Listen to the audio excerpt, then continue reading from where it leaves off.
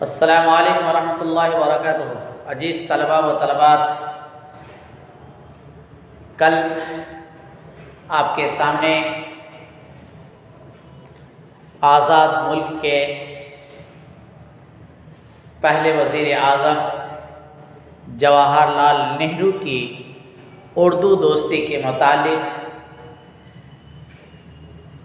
چند باتیں آپ کے سامنے پیش کی گئی تھیں اور صفحہ نمبر 31 کی بھی تشریح کی جا چکی ہے۔ امید ہے کہ آپ سمجھ گئے ہوں گے۔ اس کے اندر پہلے بتایا تھا کہ جب بھی ان کی بیٹی اندرا گاندھی والد محترم کو خط لکھتی تھی تو اس کے جواب میں وہ یہ کہتی تھیں کہ ابا حضور، جب بھی آپ مجھے خط لکھیں تو ضرور ایک دو اشعار لکھ کر کے بھیجیں۔ تو اس سے معلوم یہ ہوتا ہے کہ اردو سے دلچسپی اندرا گاندھی جی کو بھی تھی۔ تو ان کے والد نے یعنی جواہر لال نہرو نے کہا کہ اس لیے نہیں لکھ رہا ہوں میں اردو اشعار کہ سنسر والے جو ہیں پکڑ لیتے ہیں اور اس میں پکڑنے کے بعد پڑھنے کے بعد اس کے معنی پر دھیان دیتے ہیں کہ آخر اس کے اندر کیا ہے، اسی لیے بحالت مجبوری میں اشعار نہیں لکھ پا رہا ہوں۔ لیکن اس کے اندر ایک خط لکھا، اس میں دو شعر لکھے۔ کون دو شعر؟ ایک طبع طبائی کا اور ایک غالب کا۔ صفحہ نمبر 32 پر سے یہاں تک رہ گیا تھا، یہاں سے دیکھیے شعر کیا لکھا ہے۔ ہم کو معلوم ہے جنت کی حقیقت، لیکن یہ غالب کا شعر ہے، یہ غالب کا شعر ہے، ذہن میں رکھیے۔ ہم کو معلوم ہے جنت کی حقیقت، لیکن دل کے خوش رکھنے کو غالب یہ خیال اچھا ہے۔ ہم کو معلوم ہے، غالب کہہ رہے ہیں کہ ہم کو جنت کی کیا حقیقت ہے، اس میں جنت کیسی ہے، کہاں کیا کریں، اس کا ایک خیالی زندگی تھی ان کی، کس کی؟ غالب کی۔ تو اس نے کہا کہ جنت کیا ہے، اس کی حقیقت کیا ہے، وہاں کیسی کیسی چیزیں ہوں گی، یہ چیزیں جو قرآن و حدیث اور ہمارے نبی کریم صلی اللہ علیہ وسلم نے ان کے بارے میں کیا فرمایا، جنت کے بارے میں کیسی نعمتیں ہوں گی۔ تو کہہ رہے ہیں کہ اس کی حقیقت مجھے معلوم ہے، یہ دل بہلانے کے لیے، خالی دل کو خوش رکھنے کے لیے ایک غالب خیال اچھا ہے، بس ہو گیا، اور اس کے علاوہ کچھ بھی نہیں ہے۔ اس کے بارے میں اس کی تشریح۔ دوسرا شعر دیکھیں، طبع طبائی کا شعر۔ اس طرح طے کی ہیں ہم نے منزلیں، یہ ہم سب کے لیے ہے، ہم تمام طلباء و طلبات کے لیے ہے یہ شعر۔ دیکھیے، اس طرح طے کی ہیں ہم نے منزلیں، گر گئے گر کر اٹھے اٹھ کر چلے، کتنا اچھا شعر ہے۔ دیکھیے، اس طرح طے کی ہیں ہم نے منزلیں، منزل مقام، جگہ، ایک جگہ سے دوسری جگہ، ایک مقام سے دوسری ترقی کرنے کے لیے بچے گرتے ہیں۔ آج ہم لوگوں کے زندگی کے اندر ایک بچہ دیکھے ہوں گے آپ، ایک بچہ ایک بچی گھروں کے اندر چھوٹی بچیاں جب چلنے کے لائق ہوتی ہیں وہ کھڑی ہوتی ہیں، ایک بچہ کھڑا ہوتا ہے اور چند قدم بھی نہیں چلتا ہے، وہ گر جاتا ہے، پھر وہ روتا ہے، لیکن وہ روتا ہے، مار بھی لگتا ہے، لیکن وہ چلنے سے باز نہیں آتا ہے، چلنے سے باز نہیں آتا ہے، اور پھر وہ چلنے کی کوشش کرتا ہے، اور پھر ایک دن ایسا آتا ہے کہ وہی بچی وہی بچہ تیزی کے ساتھ رینگنے لگتا ہے، پھر ایک زمانہ آتا ہے چلنے لگتا ہے۔ تو یہ چیزیں آتی ہیں۔ اسی طرح کی مثال دے کر کے سمجھایا کہ اس طرح انسان جو طے کرتا ہے ان میں مصیبتیں آتی ہیں، پریشانیاں آتی ہیں، پڑھائی کے زمانے میں واقع پریشانیوں کا سامنا کرنا پڑتا ہے، وہ استادوں کی، ماں باپ کی باتیں سننی پڑتی ہیں، گالی گلوچ بھی سننے پڑتے ہیں، کبھی مار بھی کھانے پڑتے ہیں، سب چیزیں، تب وہ منزلیں طے کرتا ہے، ایک ایک کے بعد ایک ایک مقام سے دوسرے مقام تک پہنچتا ہے۔ گر گئے، دیکھیں کتنا اچھا ہے، گر گئے گر کر اٹھے اٹھ کر چلے۔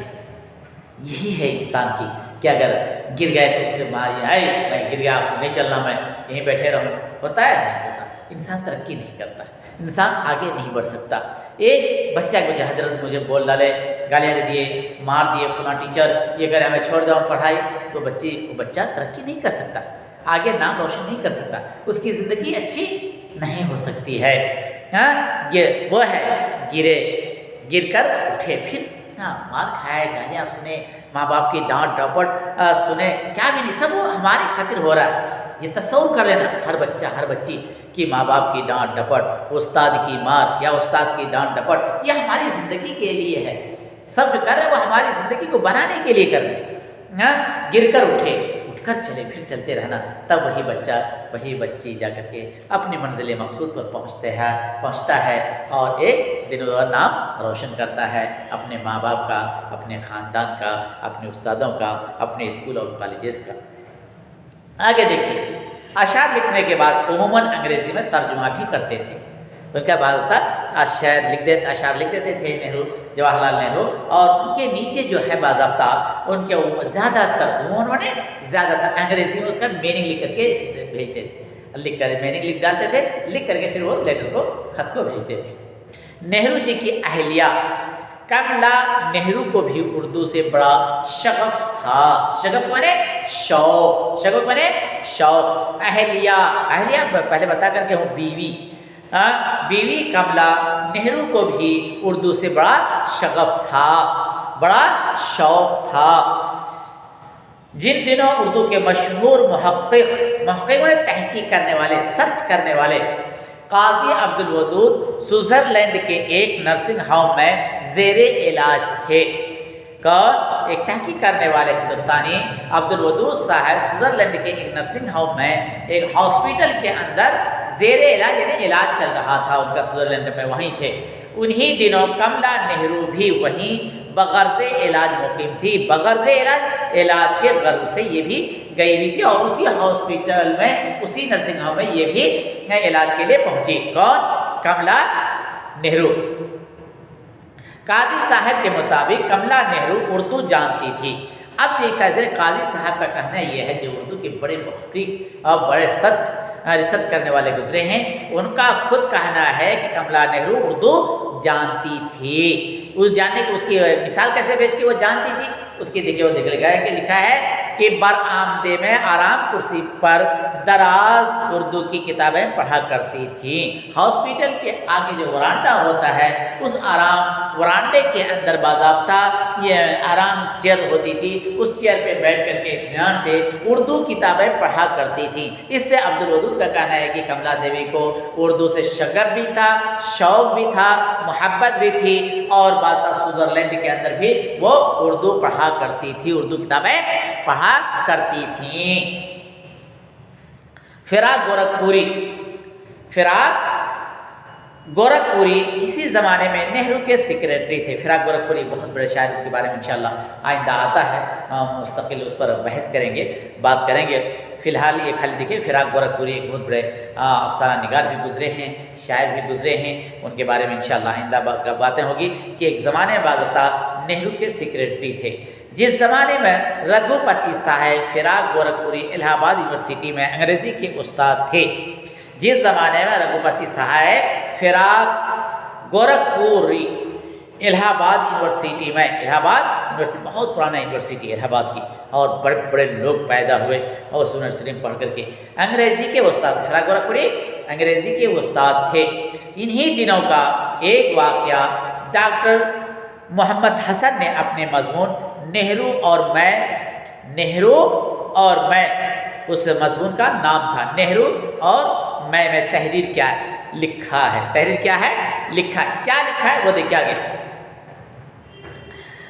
جواہر لال نہرو کی جیل یاترا کا سلسلہ جاری تھا، یعنی جیل بھرو، انگریز کو بھگانے کا یہ تھا، بہت سارے نعرے تھے، بہت سارے تھے کہ ہندوستان کو کسی بھی طریقے سے انگریزوں سے آزاد کرانا ہے، اس ملک کو آزادی دلانی ہے۔ کبھی جیل یاترا تھا، جیل بھرو یاترا تھا، کبھی کچھ تھا، کبھی کچھ تھا، تو وہی اس کے بارے میں کہہ رہے کہ جیل یاترا کا سلسلہ جاری تھا۔ جیل سے آتے تھے، پھر جاتے تھے، پھر آتے تھے، پھر جاتے تھے۔ جیل سے چھوٹ کر آئے تو ملنے والوں میں ایک صاحب کا کارڈ سامنے آیا۔ جب جیل سے نکل کر کے نہرو جائے تو ایک صاحب کا کارڈ، پوسٹ کارڈ ہوگا، وہ سامنے آیا، لکھا تھا آر صاحب فراق، آر صاحب فراق، یعنی آر صاحب فراق لکھا ہوا تھا کہ صاحب فراق کا یہ لیٹر ہے۔ نہرو نے ذہن پر زور ڈالا کہ آخر یہ ہے کون، یہ آر صاحب فراق آخر ہے کون سا، جبکہ ان کا سیکریٹری رہ چکا ہے کسی زمانے میں۔ آخر یہ ذہن پر زور ڈالا کہ آخر یہ شخص کون ہے۔ یاد نہ آیا، اتنے میں فراق صاحب داخل ہوئے، اتنے میں فراق صاحب ہی وہاں پر ان کے سامنے داخل ہوئے اور سلام کر کے ظاہر ہے کہ ان کے سامنے آئے۔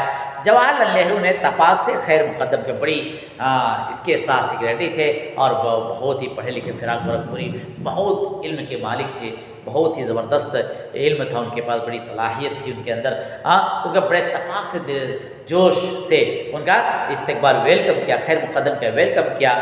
ارے رگھوپتی تم ہو فراق کب سے ہو گئے، یعنی تم یہ ہو، تم ہی فراق ہو، رگھوپتی تم ہی ہو، فراق کب سے ہو گئے، نہیں جدائی کی کب سے اختیار مجھ سے تم نے کر لی، کب سے جدائی کی مجھ سے اختیار کر لی۔